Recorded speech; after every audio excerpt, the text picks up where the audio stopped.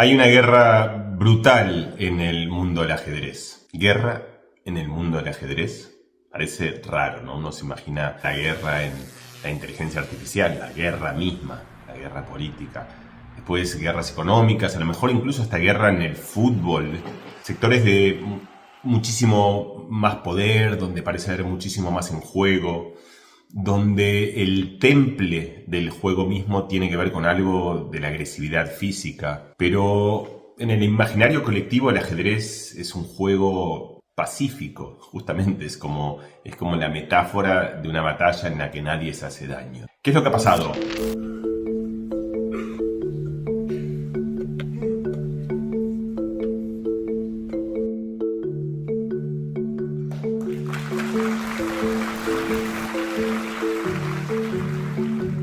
El campeón mundial de ajedrez hasta hace poquito, un noruego que irrumpió en la escena del ajedrez siendo un niño, con una mirada muy particular, un niño con cara muy de niño, jugando con aquellos grandotes y esos mastodontes de fenómenos del ajedrez.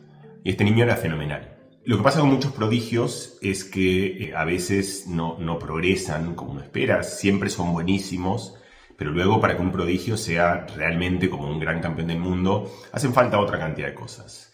Una cierta resiliencia, un temple, incluso algo de suerte, algunos factores que son difíciles de prever en ese momento, pero Carlsen fue el gran campeón. Así como están Di Stéfano, Pelé, Maradona y Messi, Carlsen entra sin duda a ese cielo de los ajedrecistas y entra a esa lista siendo contemporáneo, es decir, antes de haberse retirado.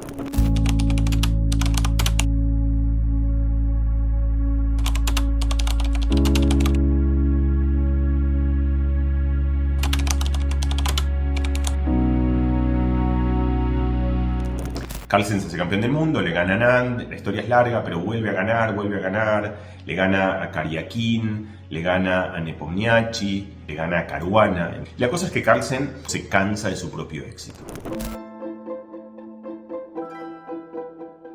Además se da una circunstancia que trasciende del ajedrez hacia otros dominios, como consecuencia del desarrollo de la inteligencia artificial en el ajedrez, que encuentra soluciones extraordinarias que antes requerían de laboratorios, de muchísimo trabajo, es decir, gente que investigaba y buscaba jugadas, ahora se encuentran en un segundo. Y entonces ese trabajo que era tan propio de los grandes maestros soviéticos, de tener estos laboratorios en los cuales se encontraban las grandes ideas, hoy esas grandes ideas las encuentra en un segundo en la inteligencia artificial, y la virtud de los ajedrecistas a ese nivel, estamos hablando entre los primeros 30, 40 del mundo, gente que tiene una capacidad de visión, de identificar patrones, de un entrenamiento y un instinto del juego descomunal, pero en ese nivel en el cual todos ellos lo tienen, lo que hace que uno tenga una ventaja competitiva respecto al otro es su capacidad de recordar todas estas grandes ideas que la computadora le da. El ajedrez ha pasado a ser de un juego más creativo a un juego más mnemónico. Se trata ahora de recordar variantes y variantes y variantes que todo el mundo tiene en su mesa y que algunos, los que trabajan más, los que se esfuerzan más, los que generan estas memorias de elefante, son capaces de recordar.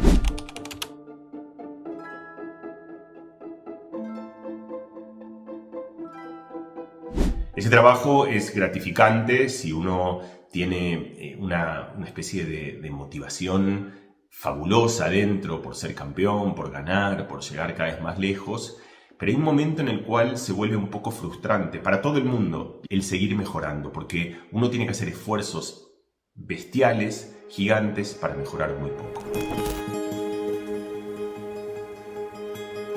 A Carlsen le pasa algo que le pasó a muchos, que es que hay un momento que esa ecuación de la motivación empieza a bajar, gana un mundial, gana un segundo, gana un tercero, gana un cuarto, y él tenía que ir a un quinto mundial, y para ir a un quinto mundial otra vez tenía que hacer un esfuerzo enorme, porque si algo él no quería era perder, porque perder significaba que alguien aparezca como mejor que él. Entonces si él iba a la final, él iba a estudiar y trabajar como un condenado, y eso significaba un sacrificio enorme, una presión mental muy grande que está al borde de romper la psiquis de un individuo, porque memorizar son cosas que requieren un esfuerzo de vida que compromete muchas veces el mismo bienestar de una persona. Carlsen ve esto y decide retirarse del campeonato del mundo. Dice, yo no juego más. Hey, the main reason that I'm not playing the Classical World Championship is that I don't enjoy it.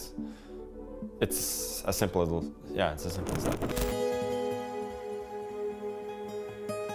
Entonces ahí empieza algo que aparece también en otros dominios, que es que Carlsen empieza a darse cuenta, no solo él, sino otros, que él puede hacer cosas que con mucho menos esfuerzo le resultan mucho más redituables. Porque de repente a lo mejor puede empezar a dar charlas en lugares muy populares, puede ir a la televisión, puede hacer streams para muchísima gente. Cada una de estas cosas a él le requiere poco esfuerzo, él está preparado, ya no tiene que entrenar más. Se convierte casi en una especie de... uno puede pensarlo como un divulgador, pero también puede pensarlo como una especie de estrella de circo del ajedrez o alguien que usa el ajedrez para brillar en otros dominios. Lo conecta con gente divertida, interesante, lo abre a otros mundos. De repente, como que empieza a encontrar puertas muy interesantes que son mucho menos exigentes para él y mucho más redituables. Y en algunos casos muy glamurosos, como el de Magnus Carlsen o por ejemplo el del Hikaru Nakamura, que no fue tan bueno como Carlsen, pero fue otro jugador sensacional, que ha estado entre los 10 mejores del mundo durante prácticamente toda su carrera. Hoy es el 2 del mundo. Y también trabajó enormemente, se esforzaba, y de repente, en particular se convirtió en una especie de estrella de YouTube. Es un gran streamer, gana más dinero, no solo gana más dinero, gana sobre todo significado, sentido. Es algo que lo motiva, que le da ganas de despertarse cada día y trabajar en ello, que le requiere un esfuerzo que ya no son 16 horas por día trabajando para llegar primero entre los primeros de los primeros de los primeros de los primeros. Y entonces empieza a alejarse y encontrar su propia circunstancia. Todo esto hasta aquí es una primer parte, que es la idea de cómo algunos profesionales van reciclándose hacia lugares en los cuales toman un lugar más periférico de aquello que ocupan, y ese lugar más periférico muchas veces hoy tiene que ver con la comunicación hacia afuera, que a los ojos del gran público, los grandes filósofos o los grandes ingenieros o los grandes arquitectos, no son necesariamente los grandes arquitectos, sino son los que, de una manera entre comillas, son como más famosos. Mucha gente va dejando de lado su trabajo, que requiere un montón de esfuerzo para que 3 personas que son como su mundo pequeño lo reconozcan, rompen con todo eso y se empiezan a dedicar a divulgar, a hacerse streamers, a hacer videos y tonterías en YouTube como las que yo estoy haciendo acá ahora mismo, en este mismo momento. Pero ¿qué tiene que ver esto con la guerra del ajedrez?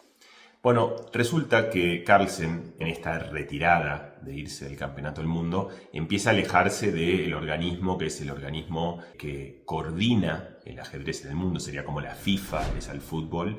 Hay algo que se llama la FIDE, la Federación Internacional des Échecs, que es ajedrez en francés. Y Carlsen empieza a tomar distancia. Tiene todavía una fibra competitiva. Lo que claramente no tiene es las ganas de que esa competición se resuelva en horas y horas y horas y horas de biblioteca, sino que él quiere jugar en unas condiciones que para él son más favorables y que es entendible, que son condiciones donde uno va entrenando menos, por así decirlo. Y encuentra 2 soluciones para esa. Una es el ajedrez rápido, porque el ajedrez rápido justamente cuando uno tiene menos tiempo de pensar, se juega mucho más la intuición y el sentido común, y el conocimiento enciclopédico es importante, pero no lo es tanto.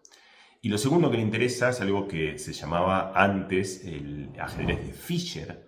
Se llama el ajedrez de Fischer por otro gran campeón del mundo, que es Fischer, al que le pasa algo parecido. Fischer es también es incluso más prodigio que Carlsen y más mediático y más sensacional, y además tiene esa cosa de que llega campeón del mundo contra todos los soviéticos, en algo que tuvo una trascendencia geopolítica descomunal.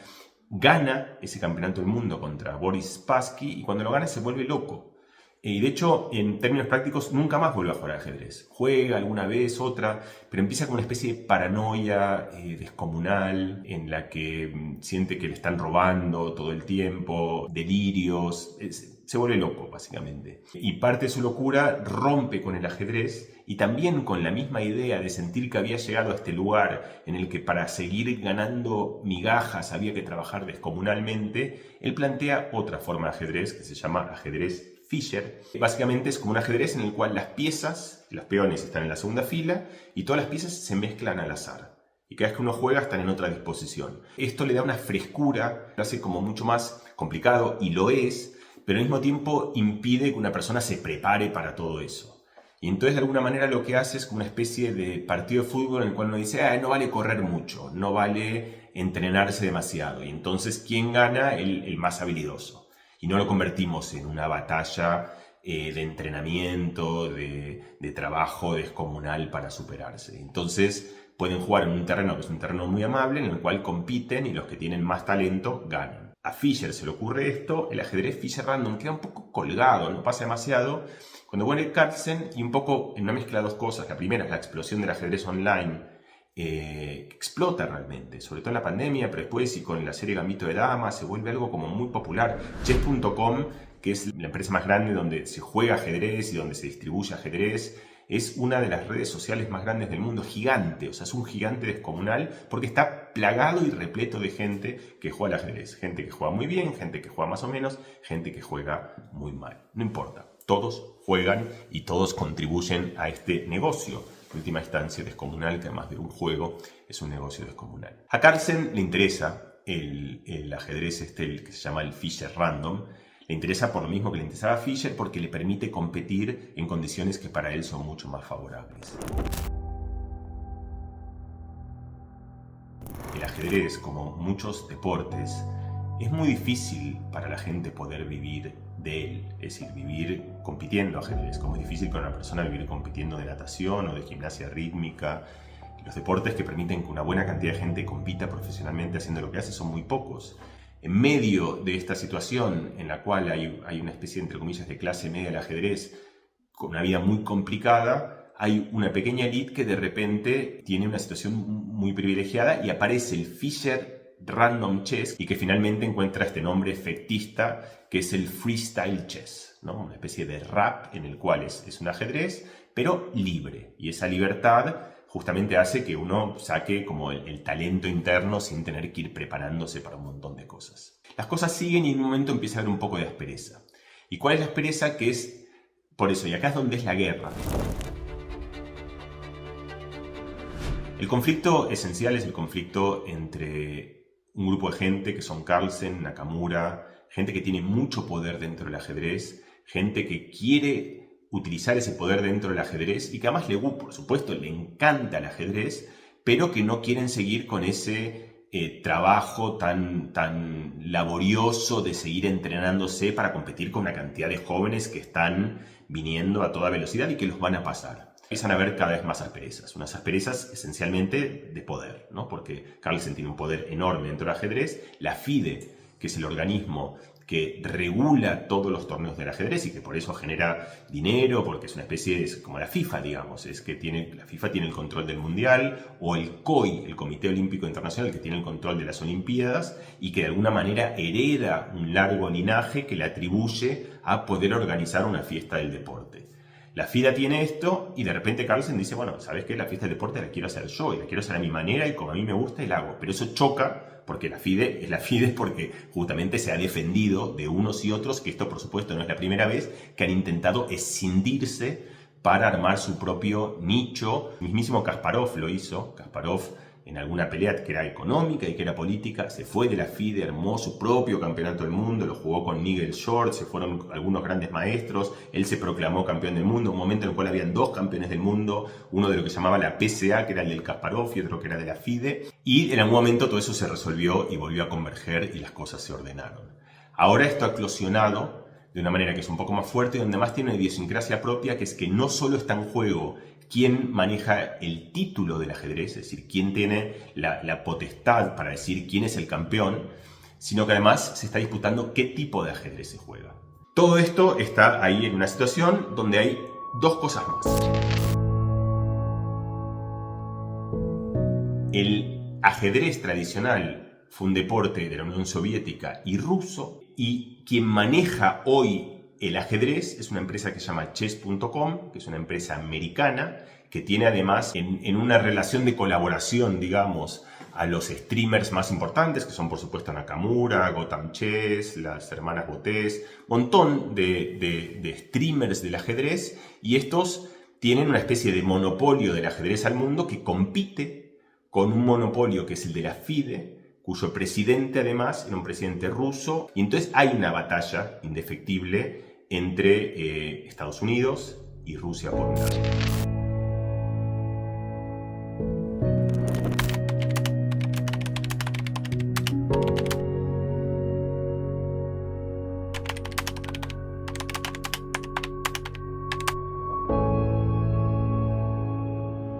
Carlsen tiene un problema, entre comillas, que es que él fue durante mucho tiempo una figura irreemplazable en el ajedrez y ahora en el ajedrez empieza a aparecer otros que uno diría, bueno, la FIDE podría vivir sin Carlsen.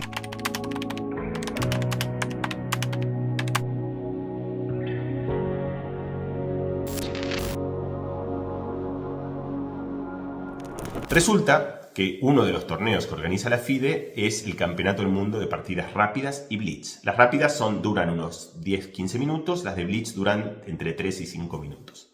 Hay ritmos más rápidos. Cuanto más rápido, más espectacular, más errores y así siguiendo. Magnus va ahí. Magnus lo ganó la última vez los dos, la última vez los otros dos, lo ganó un montón de veces. O sea, de vuelta, el tipo es un fenómeno indiscutible, o sea, pero fenómeno de fenómenos de fenómenos de fenómenos. Juega el torneo primero el de rápidas y no le va muy bien. El segundo día viene uno de los tantos escándalos que provocan la guerra y que se ha hecho otra vez muy mediático, que es el escándalo de los jeans. Que es que Magnus Carlsen está jugando y viene el árbitro, los torneos tienen un árbitro, y el árbitro le dice que hay un reglamento, que el reglamento es un código de vestimenta y que tiene que cambiarse los pantalones. Magnus la mira como diciendo, o sea, primero, qué tontería, y segundo, soy Magnus, o sea, ¿qué me estás diciendo a mí? O sea, yo soy campeón del mundo, no me hagas cambiar los pantalones. Magnus le dice, mañana me cambio, hoy no me hagas ir al hotel y cambiarme, y lo echan. De repente es una bomba mediática, han habido otras antes, o sea, alguna pelea de Carlsen con uno, pero esto de repente, además es un escándalo que la gente no entiende nada. Los ajedrecistas peleándose por un pantalón, es como pelean por otra cosa, pero no por esto.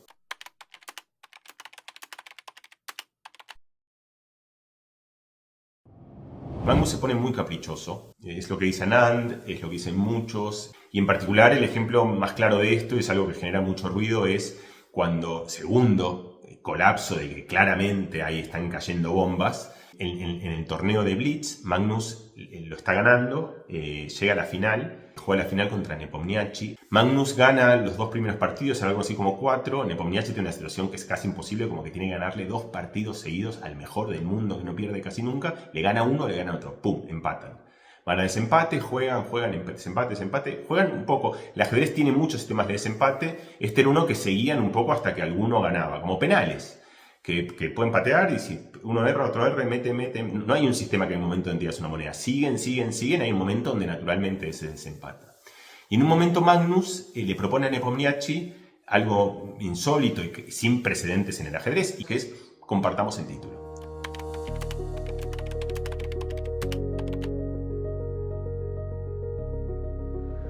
Hay una especie de escalada creciente y ya inevitable entre los representantes del freestyle chess y los representantes de la FIDE, donde se están mandando ya munición pesadísima. Carlsen de un lado, y del otro lado está la FIDE con gente que sigue laburando para ganar torneos de ajedrez, como lo hizo Carlsen y Nakamura durante 15 años, pero ahora ellos quieren encontrar un poquito un cortocircuito. Y llegamos ahí a la guerra. Es una guerra que va a explotar. Carlsen se va a ir. Carlsen no va a ser parte de la FIDE. Y van a haber como dos organismos. Un organismo que va a ser la FIDE, al que seguramente sigan jugando todos estos indios, en el que sigan jugando argentinos, españoles, italianos. Gente que no está ahí todavía, que no ha pasado y ha dado 800 vueltas, sino que sueña con llegar a ese lugar. Y un grupo de jubilados precoces, por así decirlo, inmensamente poderosos dentro del poder de este juego, dentro de la capacidad de poder de repartición, mezclados con un mecenas que viene a patear el tablero, mezclados con una empresa gigante que tiene una capacidad, que es chess.com, que tiene una capacidad de ingerir en el mundo del ajedrez, y mezclado geográficamente con los indios, los chinos por un lado, y del otro lado Estados Unidos, Occidente, Carlsen, Nakamura y ese tipo de gente.